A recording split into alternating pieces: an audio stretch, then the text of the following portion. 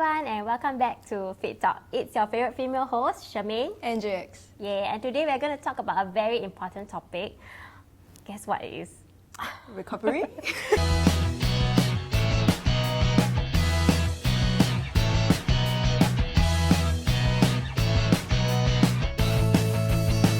Welcome back to Fit Talk. I'm Charmaine.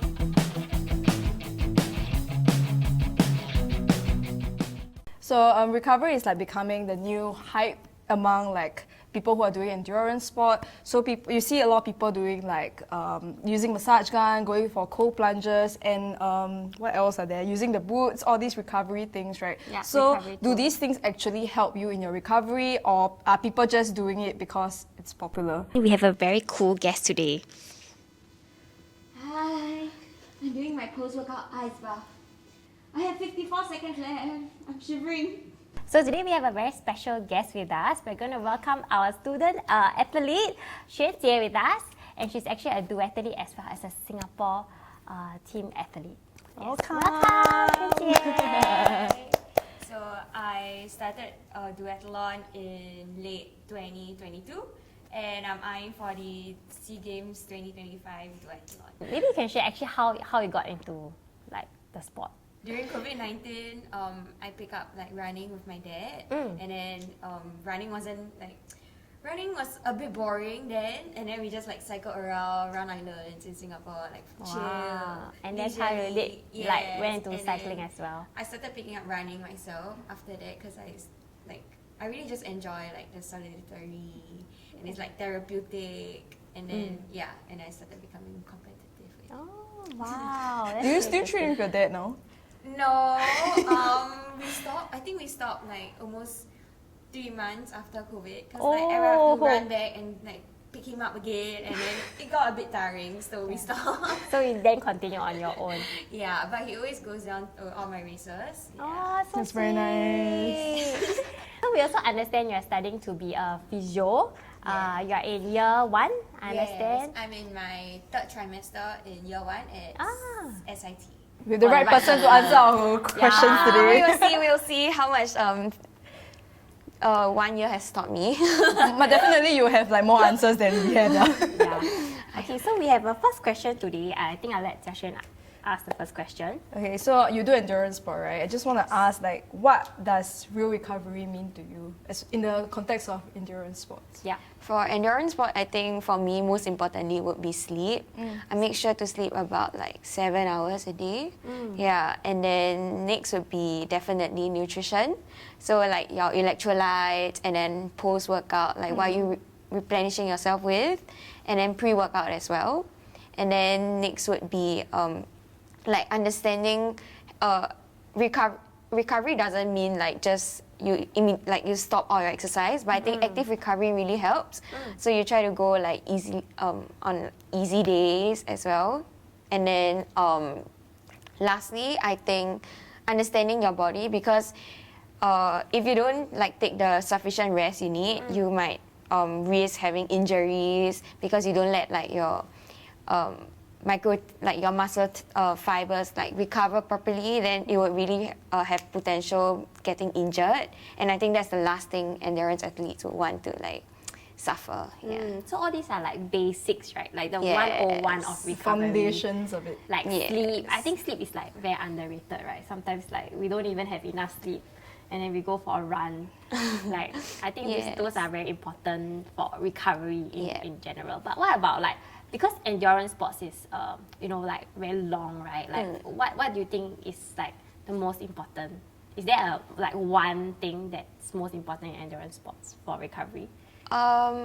Personally, I think for endurance sport, active recovery is the most important, because anyway at the same time it will quickly help us build all the zone 2 base. Can you like elaborate on what you mean by active recovery? Active recovery would be I think even rolling is an active recovery, or like stretching. It's just to keep it's just for your muscle fibers to grow.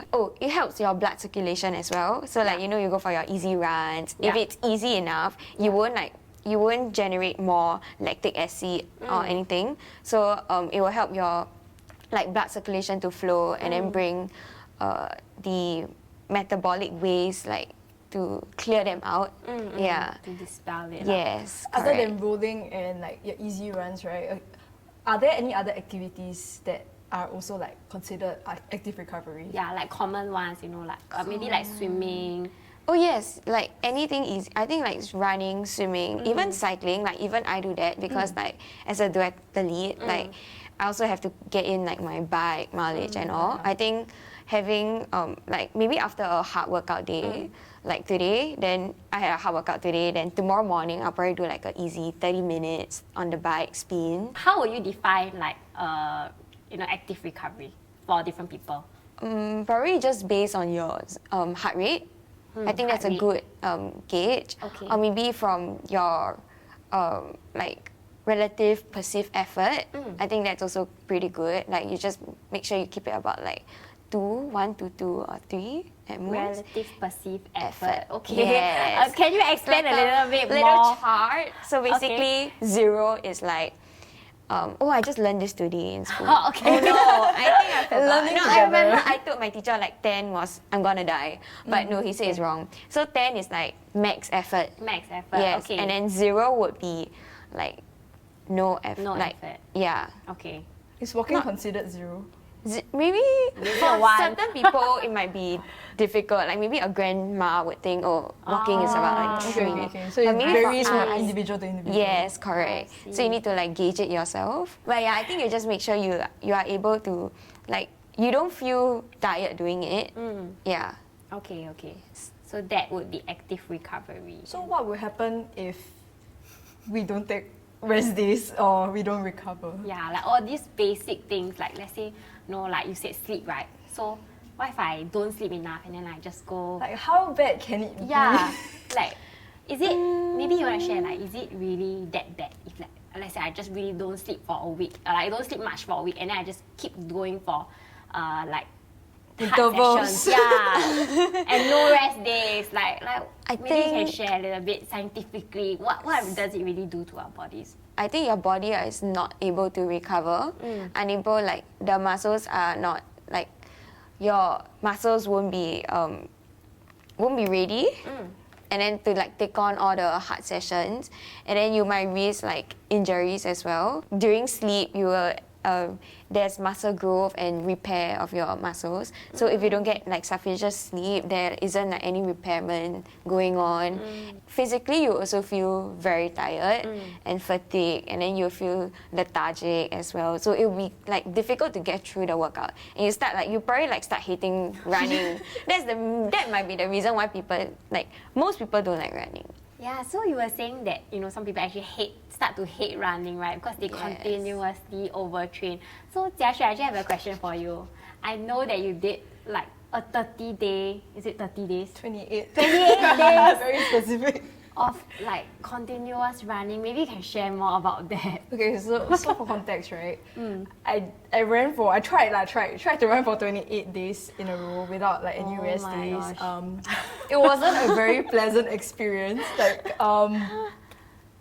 So how do you feel the way that she described? Like some people end up hating yes. running. Oh my god, and Really? it's not just like hating because like because of this challenge, right? You feel obliged to run every single day, even though you're tired. You need to rest. You need sleep. You're hungry, but you still gotta do it, lah. Or rather, I forced myself to do it, and I really ended up hating running for a while. I actually took.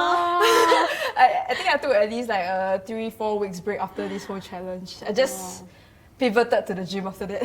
But what was your mileage during the 28 days? I think it was slowly increasing. Like my usual is like 30-ish, but then like it increased to like 40, then 50 Wow. plus. It was crazy. Yeah. So do you end up like feeling like any strains or anything because of that? Yes, actually, because usually like shin splints I don't really get because I'll do my warm up and cool down. I do those. Okay, I usually will do, but then I rarely get shin splints. But during the last week when my mileage was like 50 plus, right, it's crazy. Yeah, I suddenly got like shin splints and I'm like, oh no. Oh no. What does your week look like? Your training week? Even active recovery. Okay, yeah. What's I do your have recovery schedule like for you? So I usually have because I'm juggling both the run and the bike, so I usually have my track workouts on Monday and Wednesdays, and then maybe like Saturday tempo or like harder workouts on the road, and then I only have like about one bike session fixed, like it's an interval session on Fridays, so maybe I work out on like Monday, Wednesday, Friday, and So it's Saturday. like staggered lah, right? Yeah, You try to ish. stagger. Yeah, because the bike workout is like, it's not as hard as the run workouts. Yeah, then like throughout the week, the other days would probably be like easy runs, like 60 to 70 minutes, or some days are just 30 minutes if I'm not like feeling as, like if it was a very, very hard workout the day before, then I'm feeling, I just really want to let the blood flow and then let all the like metabolic waste go up. Yeah, then I'll just take it like much, much easier. So really based on like how I feel. So with all this like basic recovery, once we got that foundation right, I think there's a lot of like new methods of recovery. I think we've heard like, you know, Jia Xuan mentioned like ice baths and what else? Like massage guns, massage then massage the tools. boots. Yeah, and boots, right? Like, do you think that, how do these things play a role in recovery, like especially for endurance athletes? I think if you get your basics right, it's fine. But you can make it like, you can enhance your basic recoveries, because like, you know, everyone's chasing to be better and all, then you want to do like more to help your whole like performance wise.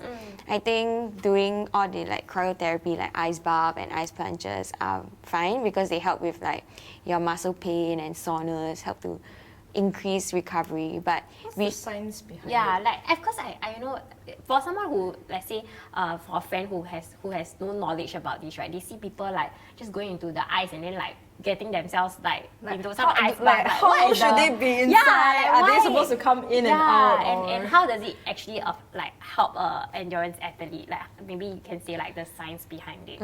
Okay, so like basically the cryotherapy, it basically helps like vasoconstriction. So it's like it brings more blood to the core, like like lesser blood goes to your extremities, like your hands, your toes and fingers, so more to your core, so increase the blood circulation there, and it potentially also help with like muscle soreness of like the micro tears, so it increase like, it just it increase your muscle, like blood going to your muscle, like your main muscles that are like working hard during your workouts.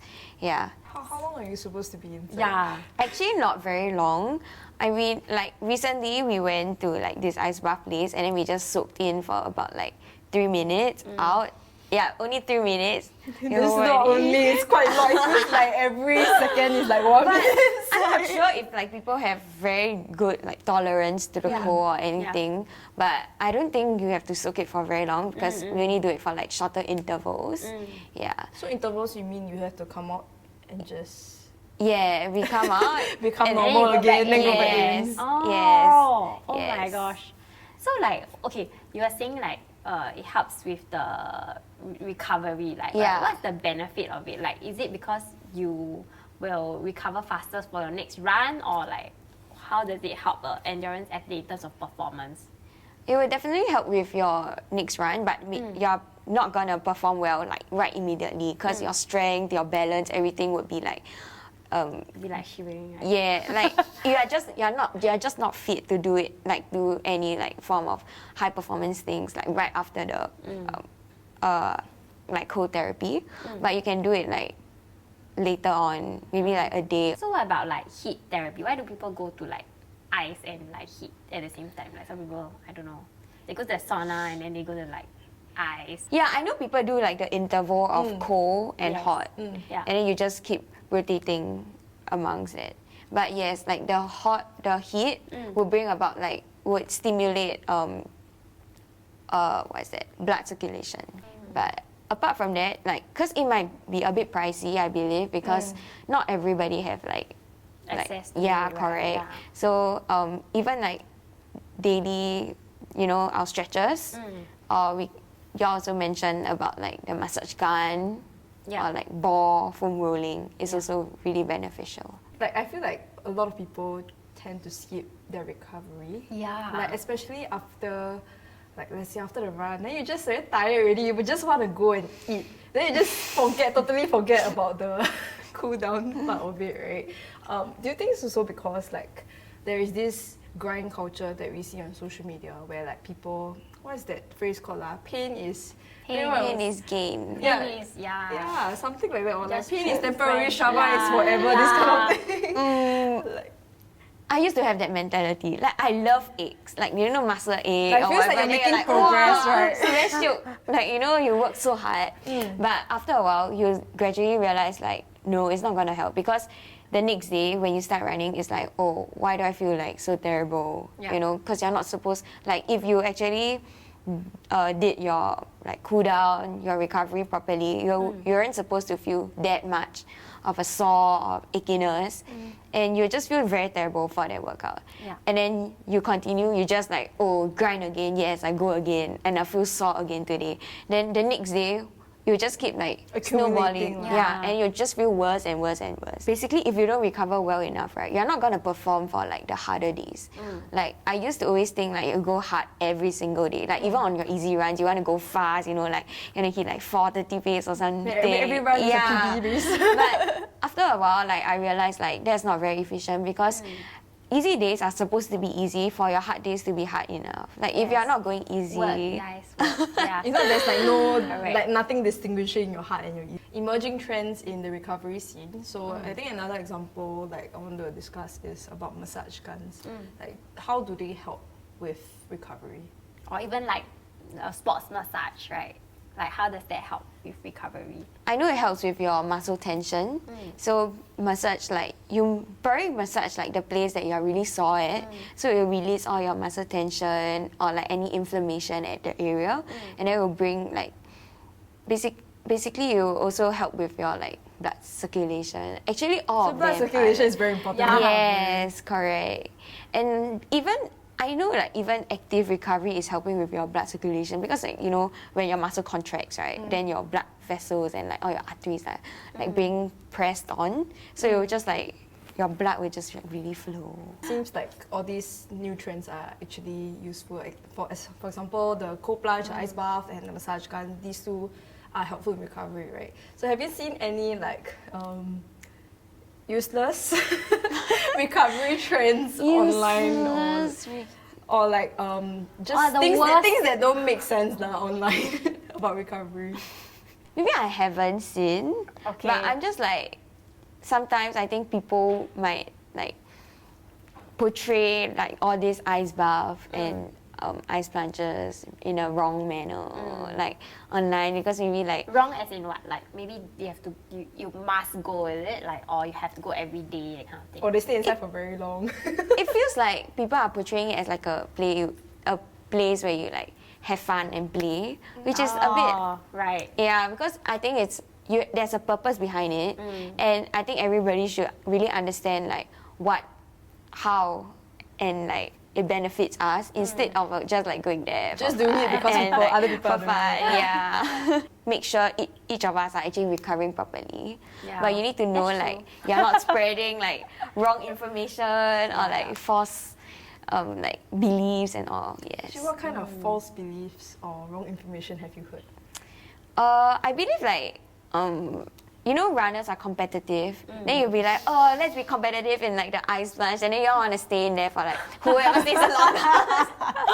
Okay, I think that's the thing I would do, but I think we're not supposed to do those type of things because you know, All these fancy recovery, they actually cost quite a lot of money, right? So are there any like cheaper alternatives, or rather what would you recommend for people who don't want to spend that much money on recovery?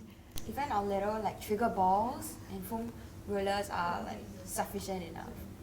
And I can show you how you want to use it. So like usually I'm very sore like with my hamstrings.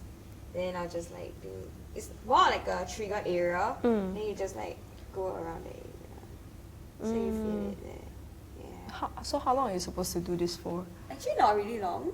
Like each muscle group maybe like 10 minutes or so. You shouldn't do for too long and you shouldn't go very deep. Like you shouldn't feel pain, like not too much of a pain. You know, if you're doing like, if it's too painful then something is wrong. Yeah. Yeah, so you can use like both of this. What about like massage guns? Oh, I have one here.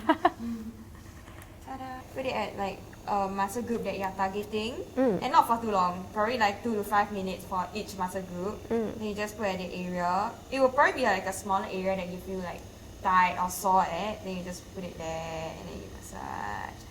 And then for a while, like maybe after 2 to 5 minutes, then you change. Maybe like calves. You know you're sore. You go down.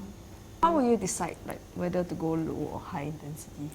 Probably if you are like more sore, you can do the the high intensity one. But make sure like you don't go for too long, because you also don't want to be causing like muscle tear. Yeah. Yeah.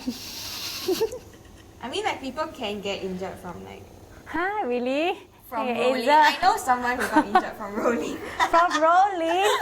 Oh dear. What exactly happened to that person? Probably is if like you roll for too long or you went down too deep, yeah, then it probably would cause like injuries or anything. Or maybe that area was already inflamed, then like maybe you cause like It to be more. triggered, Yeah. like you triggered the area. For all these like let's say if they're recovering alone at home with all like maybe the trigger balls or massage gun, I do know of some people who don't really know how to use them. They're using it wrongly. Like I've seen people using massage gun on their bones, like the shin area. Like that looks like it hurts. but by right, you're not supposed to. Yeah, Right? it's really for the muscle bellies. Yeah. So, So just all the the muscle meaty areas. parts. Yes. Okay, so like if people want to recover at home, they should really read up on how to use all these tools lah. Like it's readily available, but Yeah. they need to know how to use it. Yeah, I'm pretty sure like YouTube or like all those videos already like would teach you. Yeah. So everything is online, and I'm sure like if you find like the correct resources and all, it will work. Or you can ask like someone who might be more Experience. in the field. Yeah. But make sure you continue stretching. I think stretching is really important. Yeah. Cool down as well. So today we learned a lot of new things about recovery, Yes. and we are reflecting on our Recovery. recovery. Routine. Since I've teach you so much today, right? Yeah. Are you ready for some tests? What's the price? Not sure. You have glasses. Wow, this is getting serious. Let's go. The button must first. Competitive. Okay, Okay. ready. I might have not mentioned this, but I hope like all the knowledge today would give you the answer for it. So, what does RICE in recovery stands for? What is RICE? Got here before. I try. Okay, go. Then- Rest. Ice. C, compress. E is. Oh my god, I don't know what's E. E. 10, 9. Elevate. Correct! Everyone probably heard it somewhere. Yeah. Actually, immediately I thought about rice, like fun. Hungry, are you Very hungry? important as well for recovery. Yes. Nutrition. Nutrition is really But important. rest is also very important. So basically rest, like we mentioned, to get like sufficient rest in between your like hard days. And then icing, it helps for like the soreness or maybe like injury, any inflammation. Yeah, like it's for probably like acute injuries. Something like a immediately. fall lah or something. Okay. And then compression is for like, you know, The boots. I mean that is part of it, but I Yeah. think this RICE concept is more of like sudden injuries. Oh, Yeah, okay. then elevation is for like the circulation and all. Yeah. Okay. What were the 4 basic recovery things that I mentioned when you first asked me what recovery meant? 4. I can't remember 4. I think 3. 3? I only remember 3. So. Were you listening to me? Okay, go. Try. Sleep, nutrition, mobility. Is there mobility somewhere or like movement or something? Or like stretch? Something along those lines. What's the last one? Nutrition, sleep. Is it the same 3? Do we have the same 3? Yeah. What's the last one? Oh, I never got this properly. Got hint? When is too much? When is too much? I don't know. On yourself. You know yourself Well, best. listen to your body or something. Yes, okay, around there. But mobility is more of like active recovery. Oh. So the four yes, was active recovery. sleep, nutrition, active recovery, and knowing yourself. Like knowing how much is too much. Like knowing yourself. Ah, okay. Yeah. Yes. Half point. Okay lah, half point lah, half point. Yes. True or false statement. Okay. I can do cold plunge every day. False. Correct. Why? Actually, technically you can lah, but it's just very bad, right? It's just very bad for your body. Yeah, okay, it will be bad for like long-term performance of like athletes because you're not gonna let your body like recover itself. Yeah! Woo! Insert a Congratulations, crowd you here. have won. Okay, yay! Thank you, Xuan Jie, for coming on board today's Fit Talk session. I think we've learned quite a lot about recovery today. And if you don't do your recovery, touch your heart. Ask yourself, you got to do your recovery or not? If not, maybe you should consider or to start. start doing your recovery Yeah. properly. Yeah. See you at the next episode of Fit Talk. Bye.